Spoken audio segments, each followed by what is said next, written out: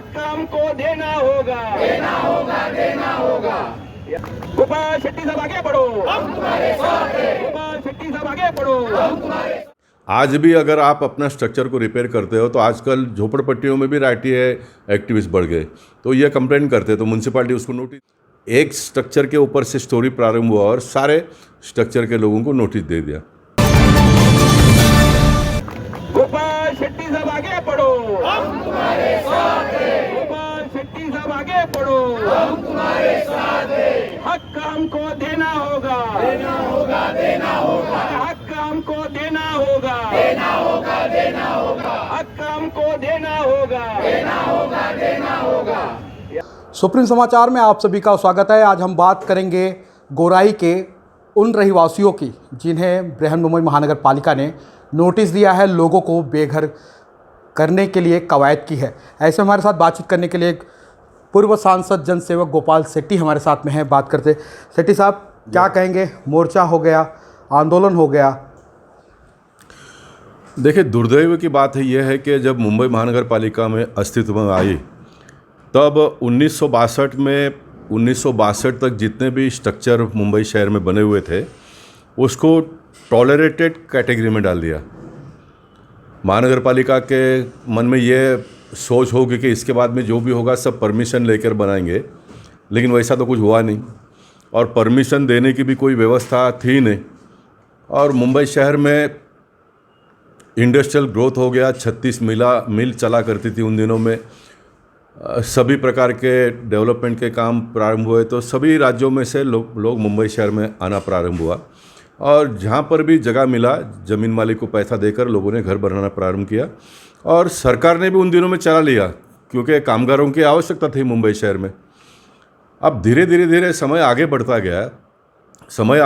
गया तो फिर आरटीआई एक्टिविस्ट ये वो सारे कंप्लेनेंट लोग आ गए, शिकायतें करने लग गए। फिर मुंबई महानगर पालिका के अधिकारियों को भी लगा भाई इनका तो 1962 के बाद में का है, तो परमिशन देने के लिए पैसा, नया बनाने के लिए पैसे के मामले में ही सारा ये चक्कर चलता गया जो आज तक भी चल रहा है। बीच में एक सिस्टम ये डेवलप हो गया मुंबई शहर में, सिटी सर्वे के प्लान में अगर स्ट्रक्चर है तो फिर वो तोड़ा नहीं जाएगा, तो फिर अनऑथराइज कंस्ट्रक्शन करने वाले सब सिटी सर्वे के ऑफिसरों को पकड़कर मैनेज करके अपना स्ट्रक्चर उसमें बिठा दिया, सर्टिफिकेट ले लिया और ये हमारा सिटी सर्वे में बैठा है, ये चल गया। फिर उसके ऊपर कोर्ट में जाते थे, कोर्ट के पास से आसानी से स्टे मिल जाता था, ये सारा चलता रहा। अब इन दिनों में जो सुनाई दे रहा है कि किसी ने किसी के ज़मीन के ऊपर अपना स्ट्रक्चर बिठाकर बांधकाम वहाँ पर कर लिया, तो ज़मीन मालिक को जब मालूम पड़ा कि मेरे ज़मीन पे इसने बनाया तो उसने शिकायत किया, शिकायत का कोई दखल नहीं लिया गया। फिर वो कुछ एमएलएस को मिले, एमएलए लोगों ने महाराष्ट्र के विधानसभा में इस मुद्दे को उठाया और महाराष्ट्र की सरकार ने कहा कि ये तो फ्रॉड हुआ है, तो उसका एसआईटी गठन किया और एसआईटी ने सारा इंक्वायरी करके पूरे मुंबई शहर में इस प्रकार के सिटी सर्वे में कितने स्ट्रक्चर बैठे उसका एक यादी बनाकर सबको नोटिस दे दिया।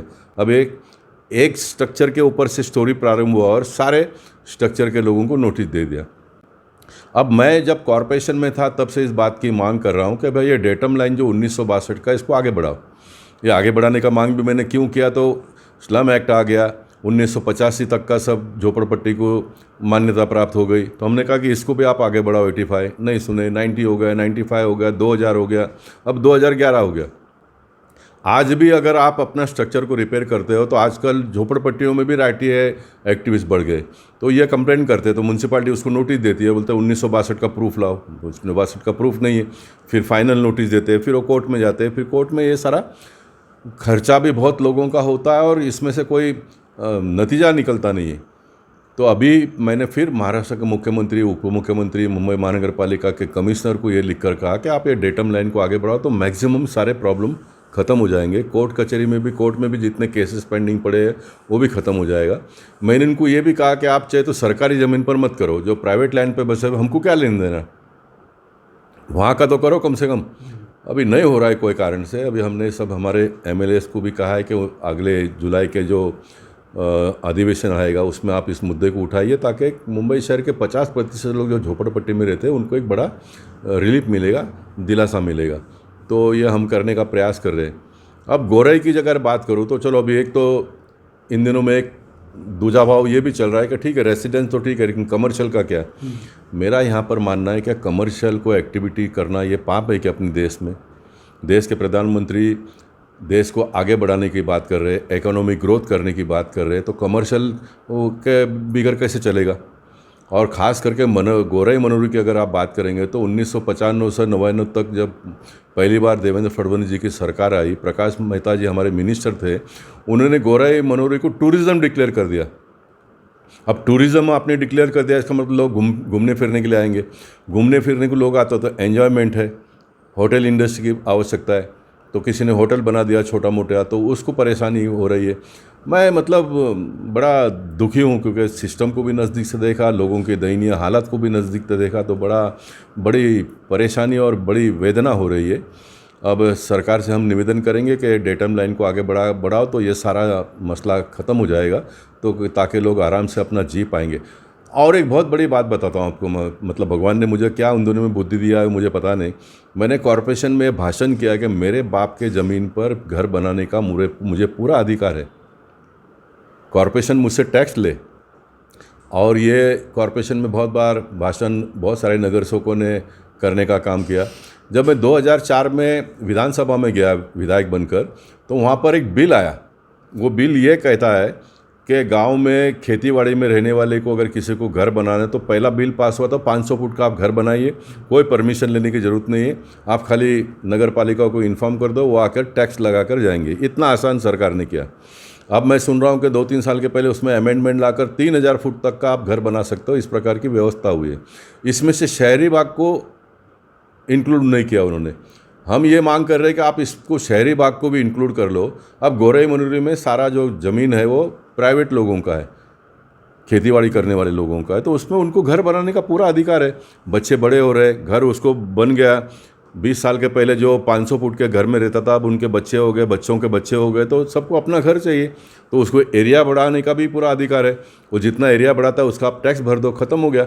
मतलब ये जो सुविधा है, ये जो व्यवस्था है सरकार महानगर पालिका, हम लोगों को सुविधा देने के लिए काम करते हैं, हम लोगों को परेशान करने के लिए नहीं करते हैं। लेकिन ये भ्रष्ट अधिकारी परेशान करने का काम करते हैं।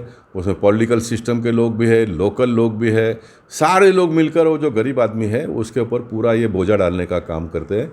बहुत ही मुझे दुख के साथ में इस बात को कहना पड़ता है कि हम फॉरेन डायरेक्ट इन्वेस्टमेंट करने के लिए लोगों को बुलाते हैं, विदेश के लोगों को कहते हैं कि आकर हमारे देश में आप व्यवसाय करिए, और हमारे देश के लोगों को एक घर बनाने के लिए भी इतनी प्रकार की मुश्किलों का सामना करना पड़ता है। ये बहुत बड़ा दुख की बात है। बैंकों में पैसा बढ़ रहा है इन दिनों में। आरबीआई ने एक सर्कुलर अभी गए महीने में 15 दिन के पहले ही निकाला कि हम विदेश में भी जाकर लोगों को पैसा देंगे, हम विदेश में जाकर लोगों को पैसा देंगे, और अपने देश के लोगों को हम रूम रिपेयरिंग करने का इजाज़त देते नहीं है। रूम रिपेयरिंग उसका होता नहीं है, इसलिए उसको उसके घर के ऊपर कोई कर्जा नहीं मिलता है। ये सारी बातें हैं, समस्याएं हैं। एक भाषण में मैंने देखा कि आपने कहा कि अब बीएमसी नहीं आएंगे। जी हाँ, बीएमसी मैंने नहीं जाने का निर्णय मोर्चा में इसलिए लिया। आर सेंट्रल की जो सहायक आयुक्त असिस्टेंट म्यूनसिपल कमिश्नर है, उसने एक प्राइवेट लैंड पे शादी ब्याह करने के लिए परमिशन दिया। 46 लाख रुपया 6 महीने का चार्ज लिया बीएमसी ने, और वही ऑफिसर ने उसको नोटिस दिया कि आप तोड़ दो और आपका 46 लाख रुपये जो है वो भी फॉरफिट हो जाएगा, क्योंकि आपने फाउंडेशन मजबूत किया। अब फाउंडेशन अगर बात करूँ तो बार बार मैं कह रहा हूँ कि घाटकोपर में एक होर्डिंग गिर गया, उसमें कितने लोगों की जान गई, और वो होर्डिंग वाले को पकड़ के जेल में भी डाल दिया। ये स्थिति है। तो दूसरी जगह पर जहाँ पर शादी में हज़ारों लोग उस मंडप के अंदर आने वाले हैं, वहाँ पर असिस्टेंट म्यूनसिपल कमिश्नर कहती है कि आपने फाउंडेशन मजबूत किया इसलिए इलीगल हो गया। अब कोर्ट में चल रहा है, आज भी 12 तारीख को उसका डेट है, कोर्ट में से कुछ ना कुछ तो निकलेगा। अब ये जो बंदे ने परमिशन लेकर काम किया, उसको लगा कि मेरे ऊपर बहुत बड़ा ये अन्याय हो रहा है, तो उसने महाराष्ट्र के मुख्यमंत्री को लेटर लिखकर कहा कि आप ये ऑफिसर के ऊपर एक्शन ले लो। अब हमारे पास सिस्टम ये है कि मुख्यमंत्री का लेटर कमिश्नर के पास जाता है, कमिश्नर वही लेटर भेजते हैं, तो जिनका शिकायत किया है उनके पास वो लेटर जाता है। अब उनके पास वो लेटर जाने से वो और भड़क गई, और उसका तोड़ दिया, इतना बड़ा लाख करोड़ों रुपया खर्चा किया हुआ तोड़ दिया है। अब वो बंदा गया है कोर्ट में, परमिशन के लिए भी वो मांग कर रहा है, जो नुकसान हुआ है वो भी भरपाई महानगर पालिका ने कर दे इसके लिए भी मांग कर रहा है। अब देखेंगे आने वाले दिनों में क्या होता है करके। इसलिए मैंने तय किया है कि जब तक ये ऑफिसर को यहाँ से निकाला नहीं जाता है तब तक मैं आर सेंट्रल वार्ड में नहीं जाऊँगा। मैं इससे ज़्यादा तो कुछ नहीं कर सकता हूँ। मैं तो अभी कोई पद पर नहीं हूँ, लेकिन अगर कोई पद पर है तो वो भी बहुत कुछ कर नहीं पाते हैं। क्या करेंगे वो, क्या कर सकते हैं? बहुत तो महाराष्ट्र के विधानसभा में आवाज़ उठाएंगे, सांसद होगा तो वो लोकसभा में आवाज़ उठाएगा, नगर सेवक है वो कॉरपोरेशन में आवाज़ उठाएगा। इसके आगे क्या कर सकता है? लेकिन जो कार्रवाई करने की पावर जिसके पास है, उन्होंने तुरंत इस प्रकार के, एक ज़माना था अगर कोई ऑफिसर के बारे में आवाज़ उठाया जनप्रतिनिधियों ने तो तुरंत उसके ऊपर कार्रवाई होती थी, तुरंत उसके ऊपर कार्रवाई होती थी। इन दिनों में कार्रवाई होती नहीं है, इसलिए ये एकदम। कार्रवाई ना होने का कारण क्या है? अब कार्रवाई न होने का भी बहुत सारे कारण हैं। जो बातें आप भी सुन रहे हो, मैं भी सुन रहा हूँ, ये जो ऑफिसर लोग आते हैं ऊपर इतना पैसा देकर आते हैं, पुलिस के लोग भी वही कहते हैं, महानगर पालिका के लोग भी वही कहते हैं, सरकार के काम करने वाले भी वही कहते हैं। अब ये सही कितना है गलत कितना है ये तो भगवान ही जाने। लेकिन कार्रवाई नहीं होती है तो तब थोड़ा इसके ऊपर शंका उपस्थित करने के लिए भी जगह है कि कार्रवाई क्यों नहीं होती है, कार्रवाई क्यों।